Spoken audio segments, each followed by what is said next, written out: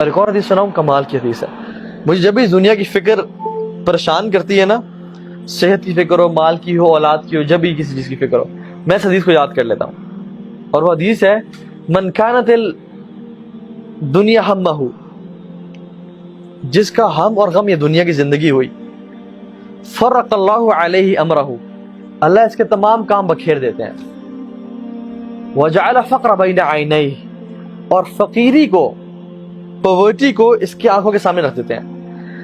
all what he fears is poverty، کہ میں غریب نہ ہو جاؤں، میں فقیر نہ ہو جاؤں، میرا یہ گھر مجھ سے چلا نہ جائے، میرا بزنس لاس میں نہ آ جائے، اور میرے سے مال سارا چلا نہ جائے، اور میں سڑک پہ نہ آ جاؤں. ساری زندگی وہ غربت سے ڈرتا رہتا ہے اور اس پہ ہی گزار دیتا ہے. وَلَمْ يَأْتِهِ مِنَ الدُّنْيَا إِلَّا مَا كُتِبَ لَهُ، اور دنیا اس کے پاس اتنی ہی آتی ہے جتنی اس کے لیے پہلے سے لکھی ہوئی تھی. ساری ٹینشنز کے بعد، ساری مشکلوں کے بعد دنیا اتنی آنی جتنی پہلے سے لکھی ہوئی تھی.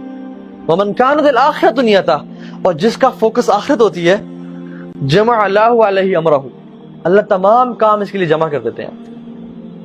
اس کا مطلب کیا ہے؟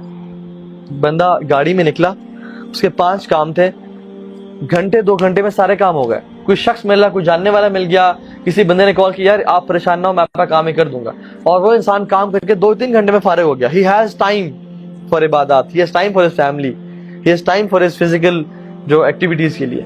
اللہ تعالیٰ اس کے کام سنبھال لیتے ہیں. لیکن دوسرا شخص ساری زندگی کچہری بیٹھا رہا، کام نہیں ہوا، ساری زندگی ہاسپٹل چلا گیا، اس کی بیماری کا علاج ہی نہیں مل رہا. وہ 50 ڈاکٹر کے پاس جاتا ہے، 60ویں کے پاس آ کے اس کو علاج ملتا ہے. وہ دنیا کے کاموں میں پھنسا رہتا ہے. اور آپ کتنے کیسز دیکھ لیں، وہ کیسز ریزالو کب ہوتے ہیں، کورٹ فیصلہ کب دیتی ہے، جب وہ بندہ مر چکا ہوتا ہے. ہمارے سامنے ایگزامپلس ہیں، ہمارے سامنے کہ لوگ کتنا پھنس رہتے ہیں کاموں میں. تو اللہ تعالیٰ اس بندے کے کاموں کو جمع کر دیتے ہیں جس کا فوکس آخرت ہوتی ہے. وَأَجْعَلَ غِنَاهُ فِي قَلْبِهِ، اور غنا کو، تونگری کو اس کے دل میں بھر دیتے ہیں. اس بندے کو ڈر ہی نہیں ہوتا کہ مال کہاں سے آئے گا. اس کے پاس مال آتا ہے، یہ خرچ کرتا ہے، اور یہ محنت کرتا ہے دنیا کے لیے، لیکن اس کو فکر کے ساتھ ہی نہیں رہ رہا ہوتا. اللہ کے نبی کو دیکھیں آپ، سبحان اللہ.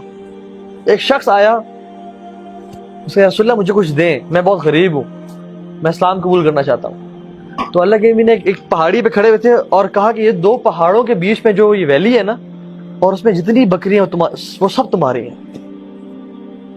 اب وہ ویلی بھری تھی بکریوں کے ساتھ.